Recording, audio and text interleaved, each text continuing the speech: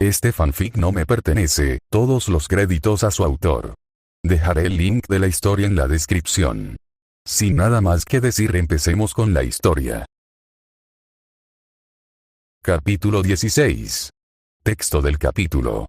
Subaru miró fijamente el tanque. Ahora latía con calor, con marcas negras cubriendo la parte superior destrozada. El fuego se había extinguido, pero el metal no se había enfriado. No se bajó del Quimera. Ninguno de ellos lo hizo, pero observaron los ataúdes descascarillados a su alrededor. Había pájaros alrededor de los cuerpos donde yacían, y quería quitárselos de encima. Quería saltar del lomo del gigante retumbante y tomarse el tiempo de enterrarlos. Pasó junto al cuerpo de Eur, con la mitad del brazo amputado. Apartó la mirada. No valía la pena pensar en ello. Él y Vanderfield se sentaron en el tanque trasero, lo que los dejaba expuestos, pero no podía estar en ese espacio sofocante ahora mismo. No podía estar con los demás, que restaban importancia a la muerte como si no fuera nada. Suspiró. Era un cobarde. El empleado permaneció en silencio mientras avanzaban. La batalla parecía increíblemente pequeña, de alguna manera. En cuestión de minutos, abandonaban los restos quemados de lo que una vez fue un regimiento de armamento completo y regresaban a campo abierto. No hablaron, el silencio silencioso de los muertos cayendo sobre ellos durante horas mientras avanzaban con estruendo. Fue cuando el cielo se oscureció que se detuvieron. Subaru temblaba para entonces, demasiado tiempo en un tanque en movimiento como para no hacerlo. Disminuyeron la velocidad al llegar a un puente que aún se mantenía unido, con fragmentos de adoquín atascados en algo que esperaba que aguantara su peso. Estaba en la intersección del río sagrado, el campo llano pero vivo, el sonido de los insectos piando a su alrededor. Suspiró. Se había acurrucado en un abrigo enorme, el más abrigado, una tela similar a la lana, aunque dudaba que fuera lana, teñida de un verde sutil. Podría empaparse y aún sentir la sensación de un horno. Sus dedos se curvaron en los guantes que le habían entregado, la misma tela cosida a toda prisa, como solo la producción en masa podía, pero cumplieron su función. Vanderfield se removió a su lado, estirándose. El hombre mayor se había quedado dormido sobre su hombro, pero la espalda de una quimera no era el mejor lugar para descansar. Gimió cuando algo crujió en su espalda. ¿Por qué no nos quedamos dentro? Subaru lo miró mientras aterrizaba con cuidado, suspirando al tocar tierra. Se sentía casi tambaleante, como si tuviera piernas de marinero. Se tambaleó y se dejó caer por un árbol. Vanderfield se unió a él poco después. La escotilla se cerró con un golpe seco mientras los demás empezaban a salir. Gemidos de alivio resonaron en el pequeño claro, rodeados de árboles donde el bosque se extendía hacia el camino. La orilla interrumpía las oscuras sombras tras ellos, formando una larga extensión de agua sinuosa. Korvac fue uno de los últimos en salir. Greer y Daur se estiraron tras él antes de moverse para abrir la escotilla del motor. ¿Cuánto tiempo durará la obra?, preguntó Korvac mientras se arrodillaba junto al río y se mojaba la cara. Daur siseó mientras salía vapor al abrirse la escotilla. Greer maldijo a su lado. Lo mejor es pasar la noche en la litera. Si volvemos a poner en marcha esta bestia así, se parará en cuestión de minutos. Korvac sonrió. Dormir bajo las estrellas es como estar en casa. Pero su sonrisa se desvaneció un poco. Nos mudaremos de nuevo en 6 horas, chicos, encárguense. Greer le lanzó una mirada al hombre.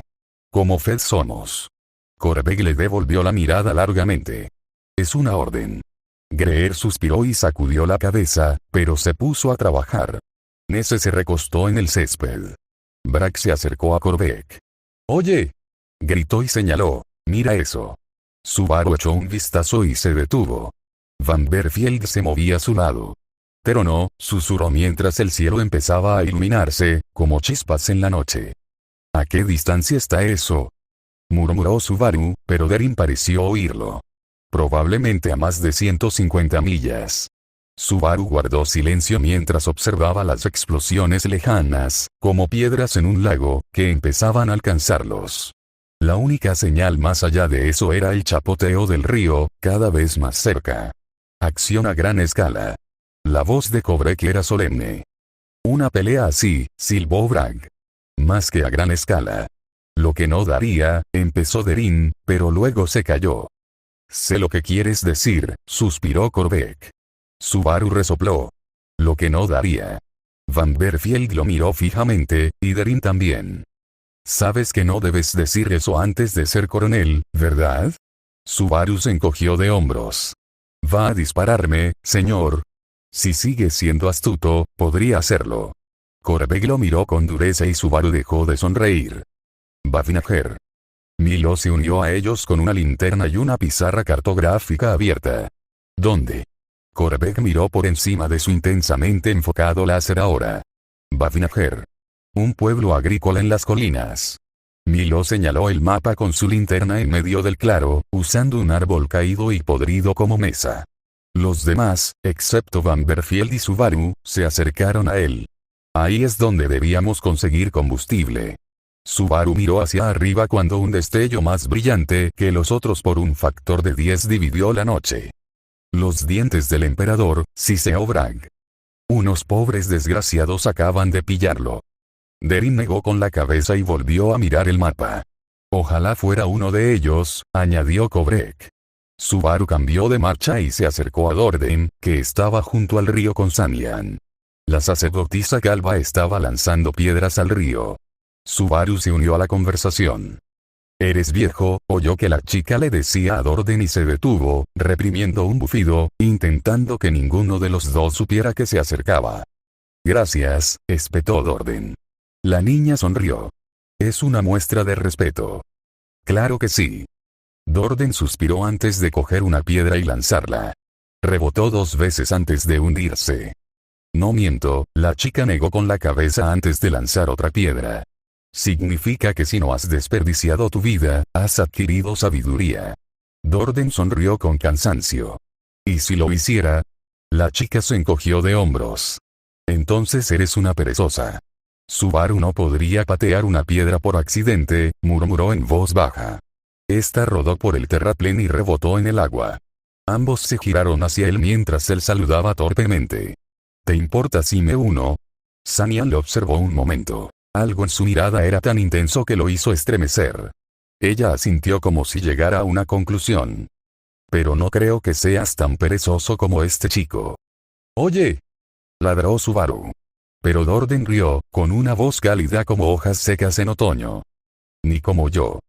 La voz de Saiyan se volvió suave, casi melancólica.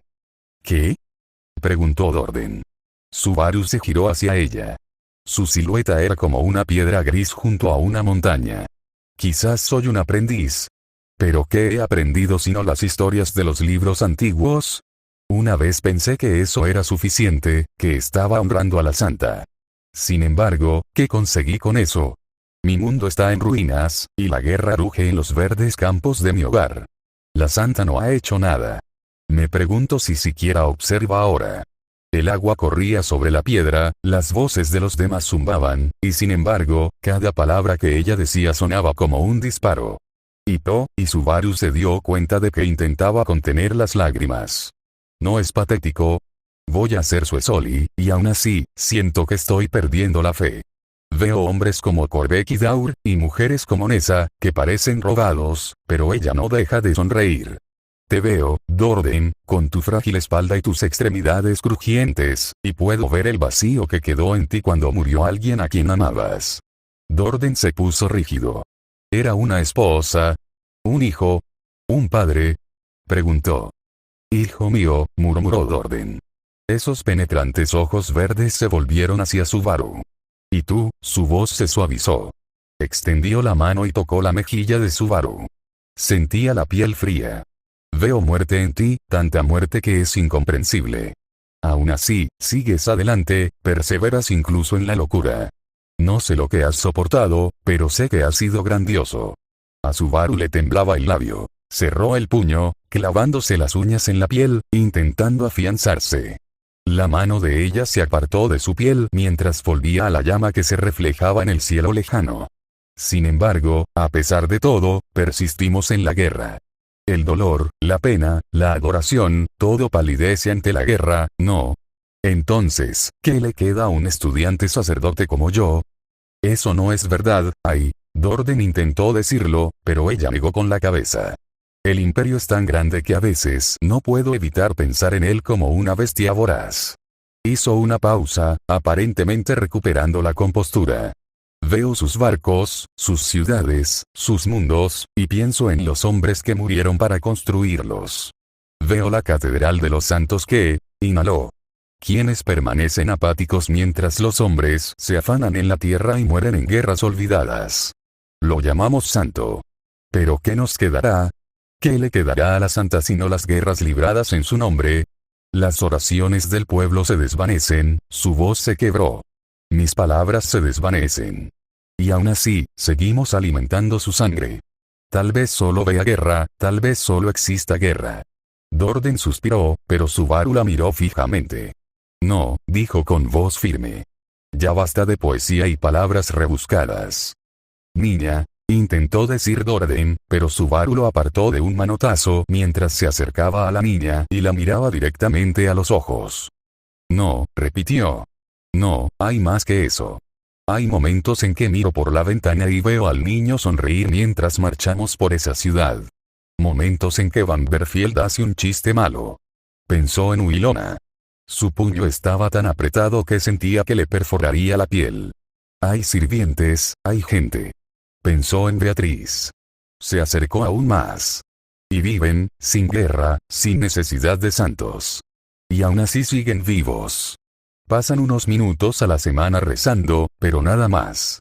Eso es todo lo que piensan en los dioses.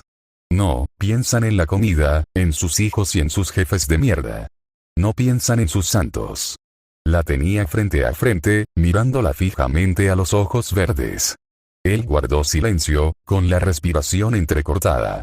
La luz de la guerra a lo lejos se reflejó en sus ojos como metal fundido.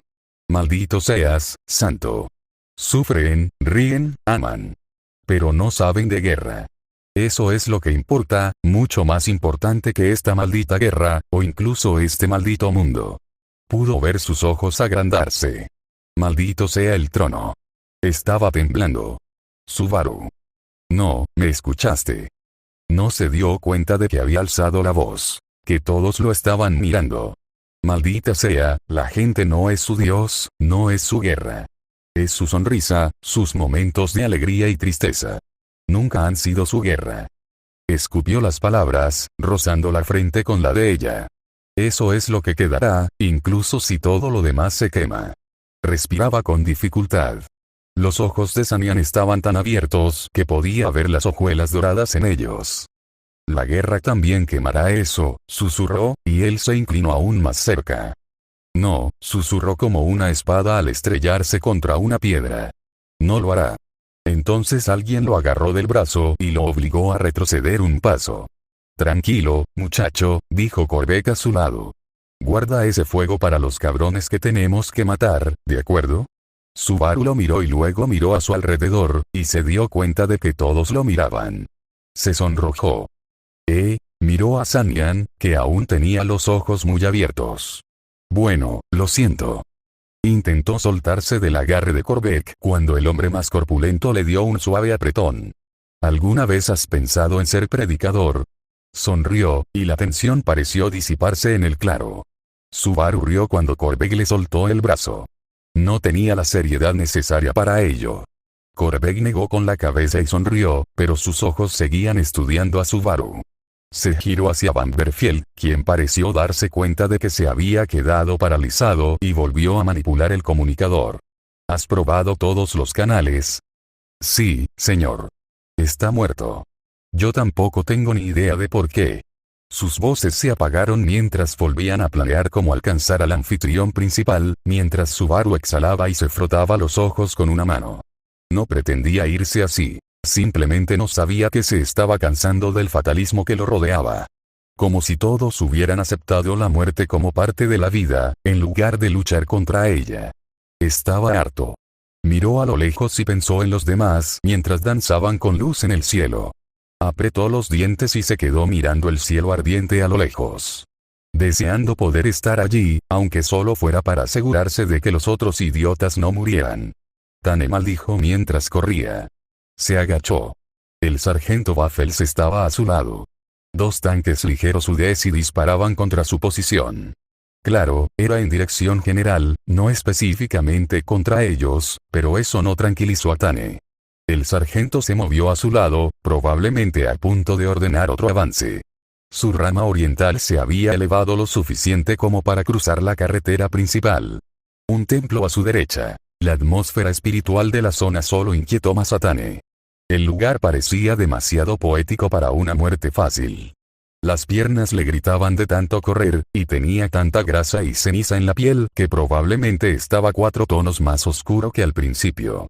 Bajó la mirada, intentando recuperar el aliento mirando su uniforme. Se había pasado un día entero frotándolo, y ahora tendría que hacerlo todo de nuevo. Luchaban por las calles al norte del mercado hacia un depósito de combustible. El propio Gaunde les había ordenado despejar el camino.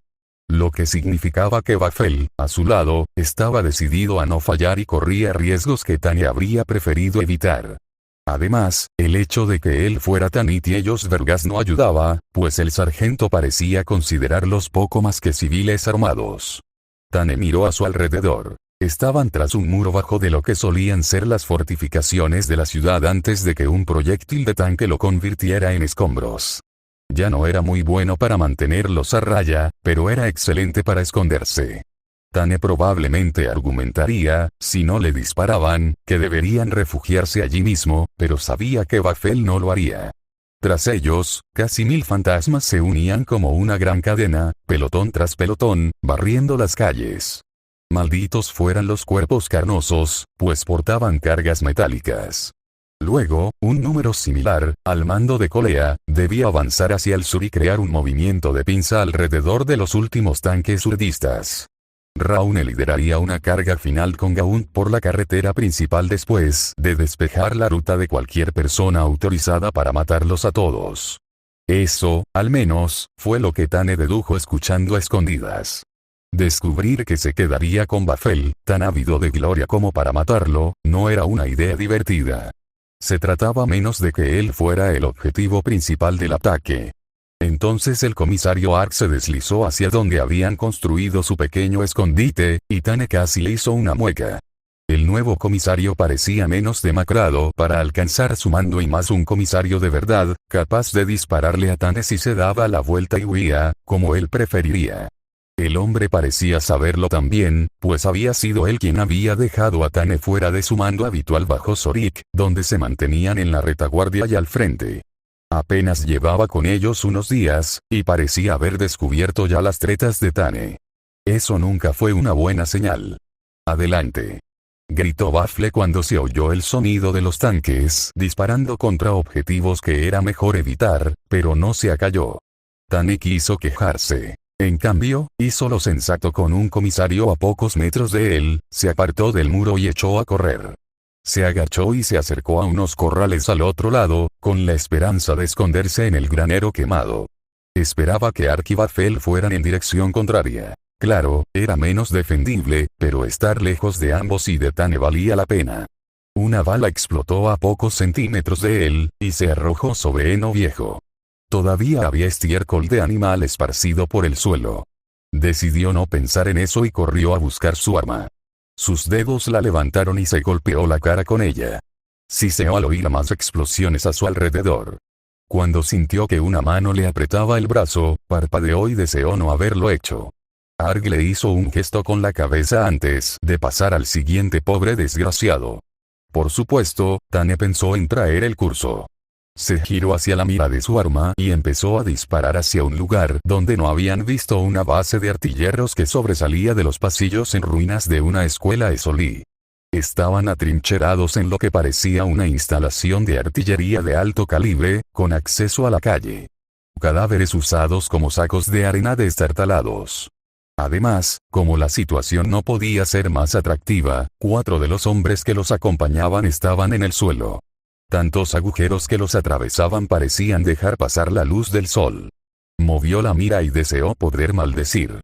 Podía ver semiorugas N-20 y varios tanques ligeros de 6 ruedas al final de la calle, acercándose a su posición. El pelotón de Bafel, del que lamentablemente formaba parte, se había dispersado por la calle y estaba tratando de coordinarse en el pozo del arma, pero habían presionado demasiado y demasiado rápido, y muchos de los otros simplemente los estaban alcanzando o se vieron obligados a permanecer agachados. Se dividieron en dos. Un proyectil de tanque pasó zumbando junto a su cabeza, y pudo sentir la llama al cerrar los ojos. Intentando no cegarse por la explosión, rodó de nuevo, dándose cuenta de que estar cerca de no personalizable quizá no había sido su mejor idea. Intentó no pensar en la pequeña Bully, una de las telaras que había estado detrás de él. Llegaron más, y en ese momento no pudo hacer nada más que acurrucarse y tratar de no morir. El comisario se condenó cuando hubo una explosión sobre su cabeza, pero al revés. Parpadeó tras él, oculto entre la paja alta calle abajo, para ver cómo la armadura de Pardus destrozaba la carretera para apoyarlos. Sus pesados cañones eran tan fuertes que se preguntó si se quedaría sordo. No sabía los nombres de los tanques, pero eran mejores modelos, con mayor alcance que los que les disparaban. Y primero destruyeron el puesto de artillero. Sentía un sabor a paja en la boca, y cada vez más le picaba la piel mientras dejaba que las gigantescas máquinas de guerra se dispararan entre sí. Corrió hacia el refugio relativamente precario del granero. Entró justo cuando oyó arder en llamas uno de los tanques que tenía detrás. El repentino aire fresco y la oscuridad lo hicieron tambalearse al entrar por una puerta lateral. La única luz proviene de los agujeros rotos en el techo. Se agachó contra la pared. Dejó caer el arma a un lado. No serviría de nada. Oyó la voz de Bafel por el vox en su oído y consideró seriamente ignorar la orden. Detrás. Detrás de los tanques. Se preguntó si podría salirse con la suya por cobardía, luego pensó en el rostro serio de Ark y decidió que más valía prevenir que intentarlo. Se arrastró por el suelo del granero, con las piedras clavándose en las palmas de las manos, antes de salir a trompicones a las calles llenas de cráteres. Vio a los demás salir de sus escondites y tratar de esconderse bajo el metal que rodaba. Pasó junto al metro de paja que había escondido sobre la cerca y levantó el arma. Era mucho más agradable ir detrás de los tanques que avanzaban que ser ellos los que avanzaban, y con el mayor alcance de las salamandras, se dio cuenta de que las miniaturas estaban despejadas. Ahora, acabaron rápidamente con la infantería, más vieja y ligera. Cruzaron la calle, y Tane maldijo al ver no a uno, sino a dos comisarios. Gaunt debió de tener la oportunidad de avanzar con el frente cuando llegaron los Pardus, y Bafel pareció casi fuera de sí al verlo. Tane corrió hacia ellos, con 12 tanques a la cabeza. Las estrechas calles les permitieron seguirles el ritmo, ya que se vieron obligados a reducir la velocidad al maniobrar entre los escombros. «Has hecho un buen trabajo», le dijo Gaunt al sargento, quien parecía medio asombrado. «Maldito laméculos», quiso burlarse Tane, pero en lugar de eso se acercó un poco más. Si estaba a punto de marchar hacia la muerte, quería saberlo. «Ha tardado muchísimo, señor». Bafel se mordió el labio. Gaunt asintió, sin siquiera mirar al hombre. Iba a suceder. Los Ersul no se rendirán sin luchar. «¿Ersul, señor?» Gaunt miró al hombre y luego a Tane, quien suspiró levemente al ser visto escuchando a escondidas. «Una palabra que me enseñó el Ayatani Suil. ¿La hueles?» «Sí, señor». Bafel sorbió por la nariz, sorbió de verdad. El desdén de Tane era inmenso. No necesitaba sorber para percibir el olor a combustible de Prometeo en el viento. «Vamos a terminarlo», dijo Gaunt y comenzó a avanzar. Todo iba bien hasta que apareció la primera trampa. Tane volvió a maldecir mientras la calle se convertía en una reyerta.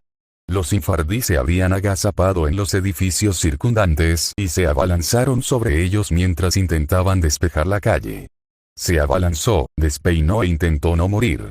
4 hombres a cada lado desconocían los nombres de todos los habitantes de Tanit, aunque hacían lo mismo. Sintió un cuchillo rozarle el cuello antes de que uno de ellos le atravesara la columna. Tane se tambaleó hacia atrás, extendiendo la mano, temiendo que le desgarraran la piel. Estaba caliente y húmeda, el dolor distante. Casi había muerto. Le temblaban las manos al moverse para blandir la afilada espada en la punta de su cañón. Casi había muerto y ni siquiera lo vio venir. Se movía como una máquina, moviéndose de arriba a abajo y tropezando como perdido en la niebla. Pensó en Clovis. Si hubiera muerto, su estúpido hermano estaría completamente solo. Negó con la cabeza. No era el momento para esto. Se dirigieron al final de la calle, donde había un depósito de aceite, y luego al depósito de combustible propiamente dicho. Era una cuenca chaparrada al final de la calle. Una plaza vallada con 3 enormes portones, uno al norte, otro al sur y otro al este. Hileras bajas de cobertizos con techo de hojalata entre ellos. Con altos tanques de combustible que se alzaban tras el muro como torres colmena. Rodeada de fosos con sacos de arena y barricadas, Tane se encontró al frente con el sargento Bray a su lado, enfrentándose a más de 100 soldados de infantería atrincherados apoyados por 3 AT-71 par de usurpadores. Bray tenía un equipo de roca que se puso muy ocupado. A Tane le zumbaban los oídos y se dirigió hacia el muro que rodeaba el complejo.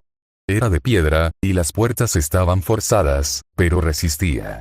Era tan alto que cortaba el otro lado, y había una trampa mortal encima. Sintió la sangre de otro hombre en la cara, que le atravesó el cuello antes de alcanzarlo. Con las manos aún temblorosas, levantó el arma, pero las piernas no le respondían. El sargento Baffel estaba a su lado, y de repente, un corte en la frente. Tenía la mano roja de tanto sacudirse la sangre, pero estaba vivo. Lo miró y sonrió. ¿Quieres ser un soldado de mierda conmigo? Luego lo empujó al descubierto, y Tane se tiró al suelo y empezó a disparar. La calle estaba caliente contra su piel, el sol se había ocultado tras la piedra oscura. Alguien gritaba a su lado, y no se atrevió a mirar. Con el rabillo del ojo, vio que al hombre le faltaba la parte inferior del cuerpo, pero no lo reconoció, así que no miró. Se apartaron del camino de los Pardus como insectos antes de una tormenta, mientras los tanques rodeaban sus líneas. Les proporcionaban el refugio que tanto necesitaban mientras comenzaban a disparar. Tane ya no podía oír, y en un instante de lucidez, se preguntó si Novik tendría que enseñarle lenguaje de señas. Reagrupaos. Reagrupaos. La voz de Baffel era como la niebla de un sueño, apenas visible. Zorik, conteniendo la respiración, miró a su verdadero sargento y a los demás avanzando por la valla sur, antes de ser repelidos por el intenso fuego infardí. 2 tanques Pardus aniquilaron a uno de los usurpadores y destrozaron a un Reaver. El mundo está iluminado por el fuego de los tanques. Pensó en llegar hasta ellos, pero estaban a cientos de metros de su posición, al otro lado del recinto. No vio a nadie caer y eso era lo único que importaba. Entonces se escuchó un rugido y, por un momento, Tane, que yacía allí en la calle de la puerta norte, se desmayó. Regresó con una sacudida un segundo después, cuando algo lo golpeó en el brazo. Sintió el dolor de un hueso roto y rodó. Aún tenía todas las extremidades unidas, una piedra incrustada en el brazo. No gritó cuando la extremidad inservible se le resbaló del arma, sino que levantó el rifle y volvió a disparar. Con una mano y la calle como apoyo, su último paquete empezaba a calentarse peligrosamente. Delante de él podía ver lo que había provocado la explosión. Un Baneblade, oculto bajo una lona, avanza rodando. Tane dejó de disparar. Observaba con asombro y terror el tanque superpesado de 300 toneladas. Se preguntaba cómo algo tan grande podía pasar desapercibido. La lona verde se desplomaba en un montón de escombros mientras su enorme arma disparaba otro tiro hacia la valla sur.